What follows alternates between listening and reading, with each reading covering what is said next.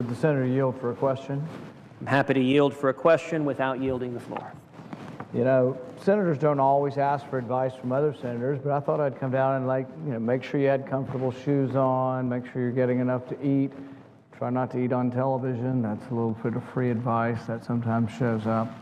But my question really relates to Obamacare, and I think you've done a good job of bringing attention to something that I think is going to be a real tragedy for the country.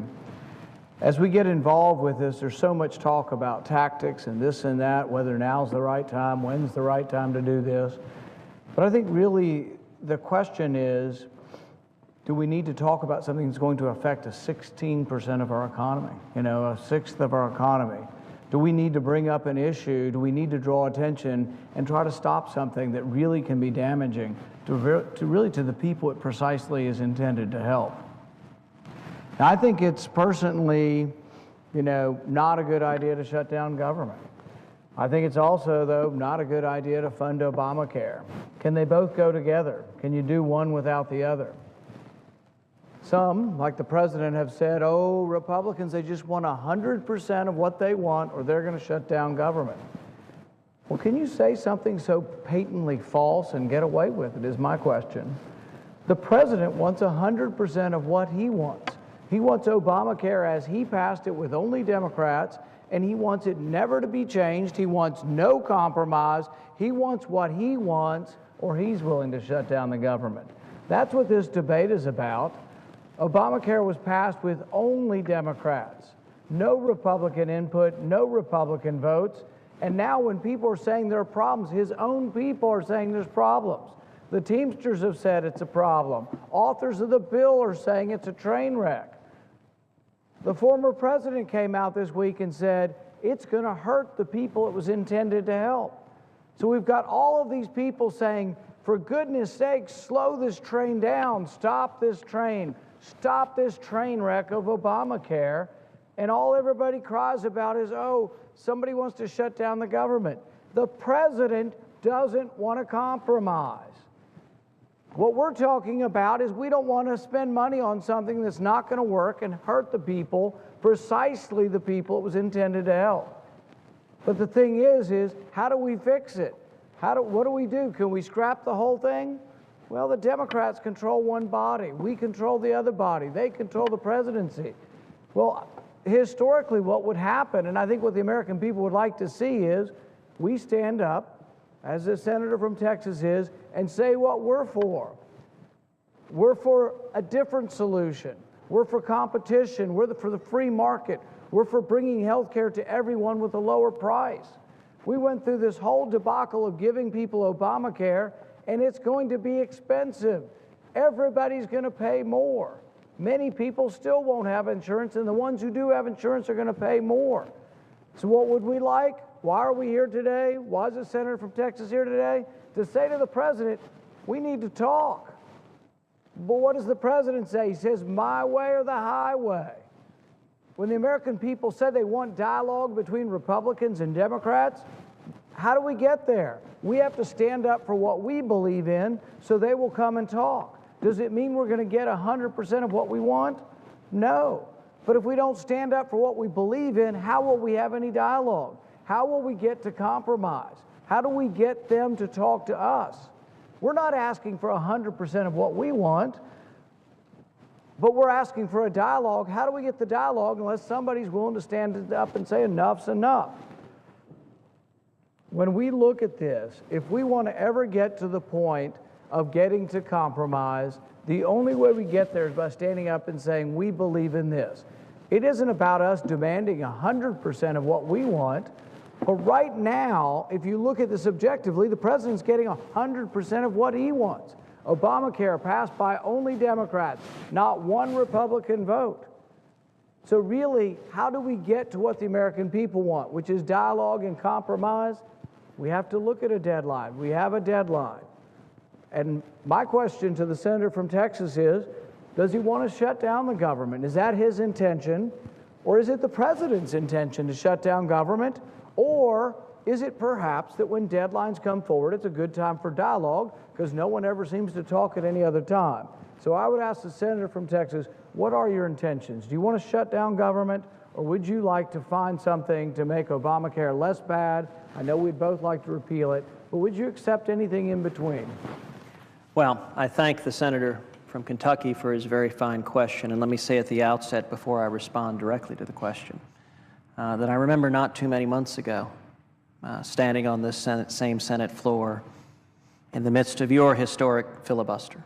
And I will say it was one of the proudest moments of my life. Indeed, during your filibuster on drones, that was the first time I'd ever spoken on the Senate floor.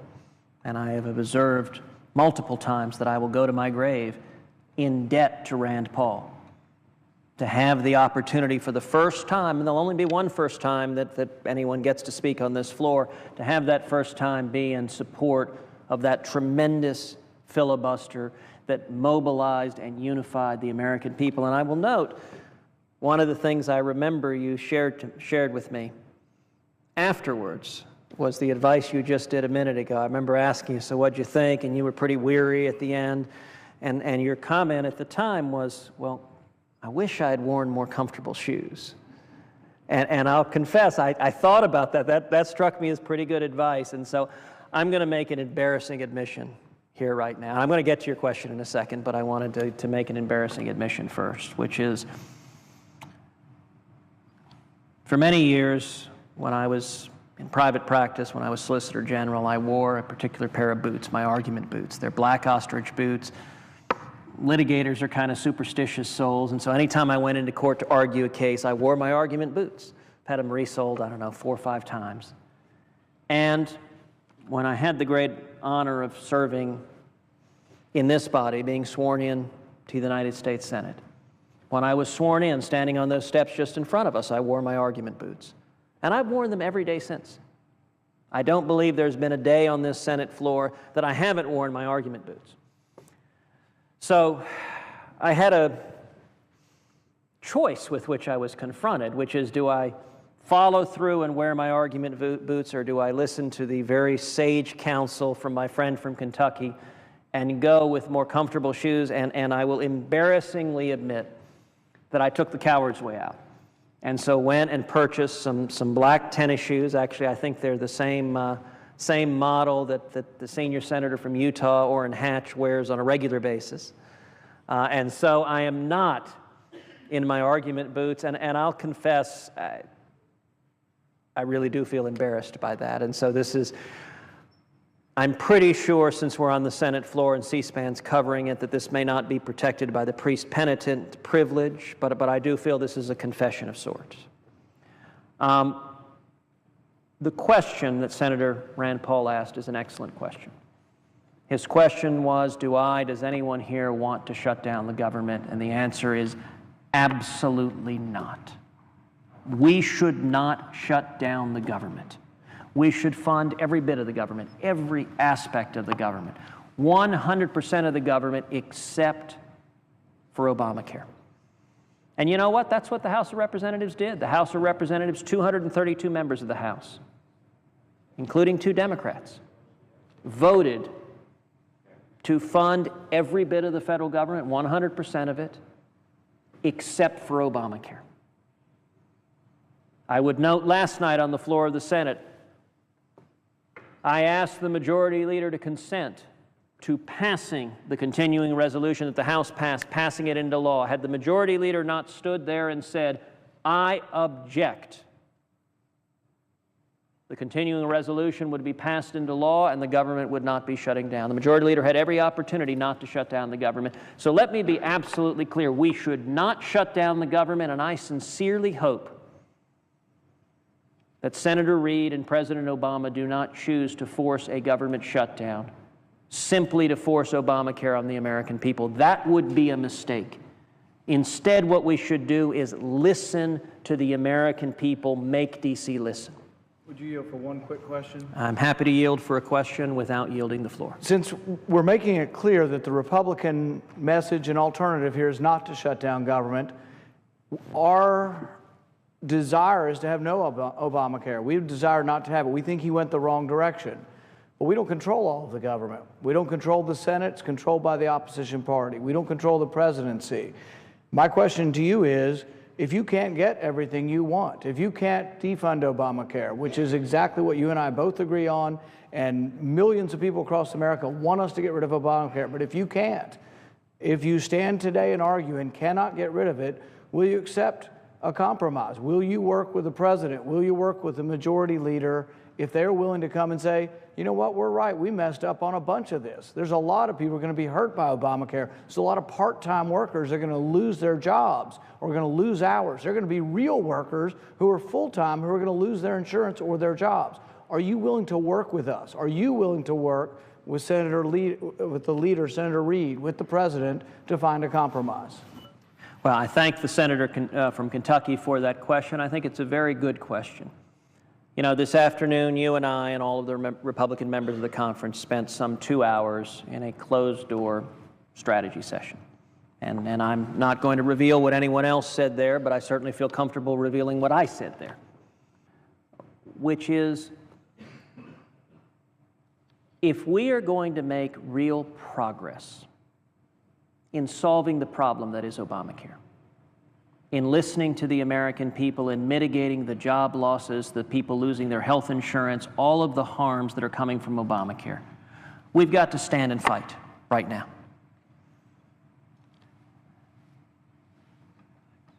The battle before this body is the cloture vote that will occur on Friday or Saturday of this week.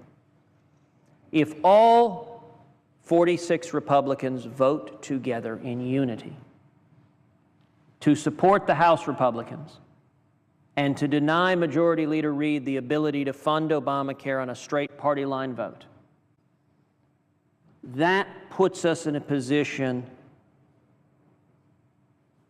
to address the problem.